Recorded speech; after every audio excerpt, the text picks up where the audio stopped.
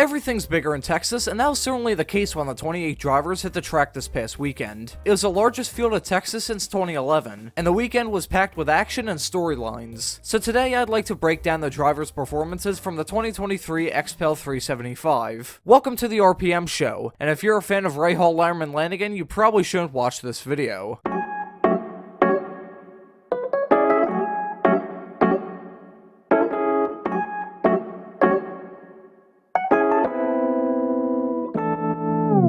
What could have been a solid debut performance for Takuma Sato at Chip Ganassi would end in a crash that really wasn't his fault. It's honestly a shame because I think he would have had a good day had he not hit the wall. He showed good speed throughout the weekend, but he can't really look past how the weekend came to an end. I'll give him a 4 out of 10 because at least he showed something. From being the slowest Andretti in qualifying to having a pretty dismal race which ended with a DNF, this was by no means a good weekend for Kirkwood. There's really nothing else to say, 2.5 out of 10. Although Felix's day ended with a crash all on his own, the back-to-back poles means this weekend wasn't completely fruitless. But qualifying doesn't award all the points, it's the races that matter. Rosenqvist has had a really bad start to a year that'll probably be very vital to his IndyCar career. I'll give him a 5 solely because of the pole position. It was a tough hit for Stingray Robb to round off a pretty nonchalant weekend. He might have led a lap for the first time in his IndyCar career, but other than that there's really nothing else to say. 3.5 out of 10. With the scariest crash on the day to round off a pretty miserable weekend, I don't know what there is to be said. The whole Rahal team struggled for pace throughout the weekend, but looked like Graham would be the team's Pied Piper after qualifying. But from top qualifier to rear gunner and then a big accident, Texas was miserable from start to finish. The crash wasn't his fault, that was really just a case of being at the wrong place at the wrong time, but that doesn't excuse how this weekend went. If anything, it made the weekend worse. 1.5 out of 10. From the start crash in St. Pete to the big accident this past weekend, it's been a bad start to the year for DeFrancesco. But before that crash, Devlin had a pretty good weekend. Arguably his best in IndyCar so far. So although the weekend ended with a low, Devlin should hold his head high. I'm giving him a 6 out of 10. The results don't show it, but there's positives to take from Texas. Would it really be an IndyCar race if Alex Rossi didn't get hit with a falling anvil? This time it was contact in the pits with the car he used to drive that broke his suspension and ended his chance at winning before he could really break up a sweat. He showed good speed but had a miserable race. I'll give him a 5 out of 10. For the longest time after the race came to an end, I didn't even know what on earth happened to Santino. He wasn't mentioned on the broadcast, at least from what I heard. So what happened? Well, what actually happened to him was a very slow pit stop which neutered his race. Overall, a pretty unfortunate race for the flagship car with AJ at the track this weekend. 3 out of 10. Daly was basically nowhere all day, comfortably the slowest of the Ed Carpenter cars. It wasn't like he got screwed by something either, he was just slow all day long. ECR was off the mark all weekend, but Connor was next level slow. Hopefully we'll see a rebound in Long Beach. I'm giving him a 2.5 out of 10. Nah, I've got nothing for Christian really. He was stuck with a slow package and finished in the middle of the Rahal cars. Not much else to discuss here, I'm giving him a 4 out of 10. I've already made a video discussing how Harvey may be screwed if he doesn't turn his performances around. And while an 18th place finish still isn't too good, at least he beat his teammates this weekend. And that's not something we've gotten a chance to say out of his time with Rahal so far. I'm giving him a 5. Not bad. Much like how Connor Daly compared to his teammates, Simon Pagenaud got whooped by Elio. But I don't think that's the whole story. Elio raced back in the days of the IRL, and the racing this weekend was very similar to the racing style back then. And that might be why Elio beat Pagenaud in Texas. But even with that being said, I'll still have to give him a 4 at best. It really wasn't a good weekend for him. Will was running towards the front early on, but as soon as he started dropping back, his race was thrown into a tailspin. He had the pit road issues where a loose wheel sent him spinning in his box, and then nearly ran into some safety trucks going through turns 1 and 2. For Will Power, it's a 3.5 out of 10.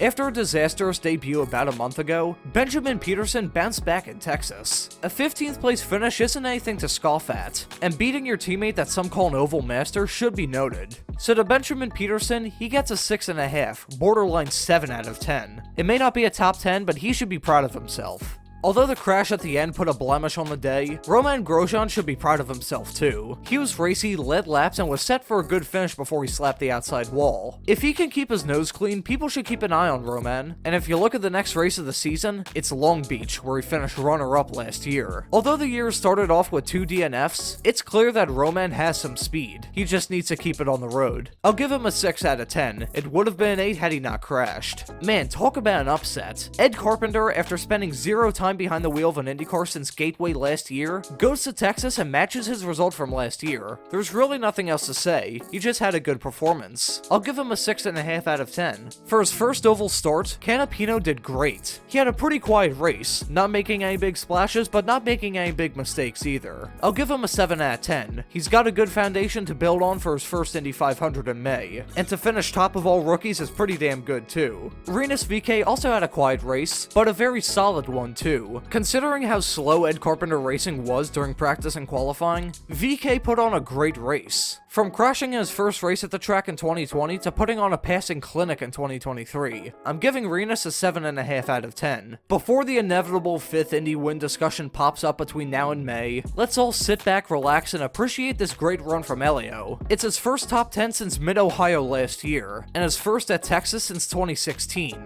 Maybe he can keep this momentum going, and make up for the bad start of the year he had in St. Pete. Elio's getting a 7.5, a really good performance from him. On the same vein, Callum Ilott did phenomenal. It's his second top 10 in a row, and he currently finds himself 7th in the points standings. It was an overall great race, and might help him carry the momentum from the 5th in St. Pete to get some other good results in the future. We'll just have to wait and see on that. But as for Texas, Callum is getting an 8 out of 10. Driver the number 8 in P8, although he lost a points lead and didn't really have the pace to contend for the win, I don't see any reason to sulk if you're Marcus Ericsson. He's still second in the points, only 7 points off the lead.